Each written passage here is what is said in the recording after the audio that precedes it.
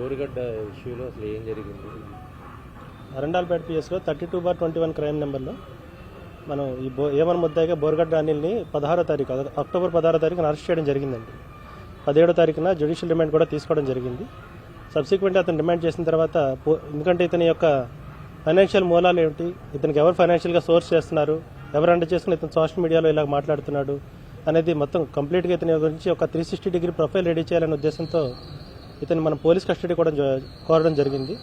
So subsequently police custody ఇచ్చే టైంలో judge గారి ముందర ఇతను నన్ను సరిగ్గా ట్రీట్ చేయలేదు, కొట్టారని చెప్పేసి చెప్పడం వల్ల జడ్జి గారు కూడా నెంబర్ ఆఫ్ కండిషనాలిటీస్ ఇస్తూ ఇతని బేసిక్ కమ్యూనిటీస్ అలాగే ఫుడ్ అండ్ వాటర్ ఇస్తూ ఈవెన్ ఇతని అడ్వకేట్ కౌన్సిల్ కూడా దగ్గర ఉన్నప్పుడే విచారణ చేయాలని చెప్పేసి చాలా కండిషన్స్ ఇచ్చి మనకి ఇవ్వడం జరిగిందండి పోలీస్ కస్టడీ తీసుకున్న తర్వాత అతను ఇంట్రాగేషన్ చేయడం జరిగింది.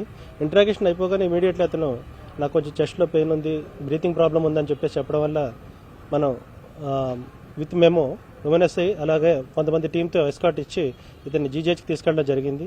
అక్కడ అతనికి బ్లడ్ టెస్ట్, ఈసీజీ అలాగే సిటీ స్కాన్ ఇవన్నీ కూడా చేయడం జరిగిందండి.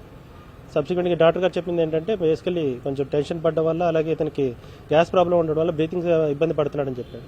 సో జడ్జి గారు ఇచ్చిన ఇన్స్ట్రక్షన్స్ పోలీస్ కస్టడీలో అతను జాగ్రత్తగా చూసుకోవాల్సిన బాధ్యత పోలీసులుగా మా మీద ఉంది కాబట్టి అలాగే డాక్టర్స్ చెప్పిన దాన్ని బట్టి అతను అలాగే ఇతను ఇక్కడ స్టేషన్కి వచ్చిన తర్వాత కూడా టెస్టికల్స్ ప్రాబ్లం కూడా ఉందని చెప్పేసి చెప్పడం వల్ల కొంత పైన పడుకోవడానికి అక్కడ లోకల్ ఆఫీసర్స్ అలౌ చేయడం జరిగింది. అంతే తప్ప అతనికి అందులో స్పెషల్ ట్రీట్మెంట్ ఇచ్చే ఉద్దేశం పోలీసులకు ఎవరికీ లేదండి.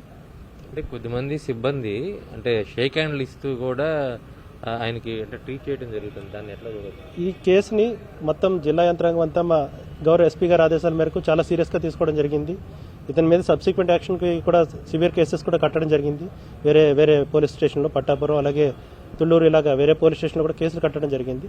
ఇటువంటి ఇంత సీరియస్ యాక్షన్ తీసుకున్న టైంలో ఏ స్థాయి అధికారి అయినా కూడా దీన్ని తేలిగ్గా తీసుకున్నారని ఒకవేళ వస్తే దాని మీద కఠిన చర్యలు ఉంటాయండి. ఎంక్వైరీ కూడా జరుగుతుంది.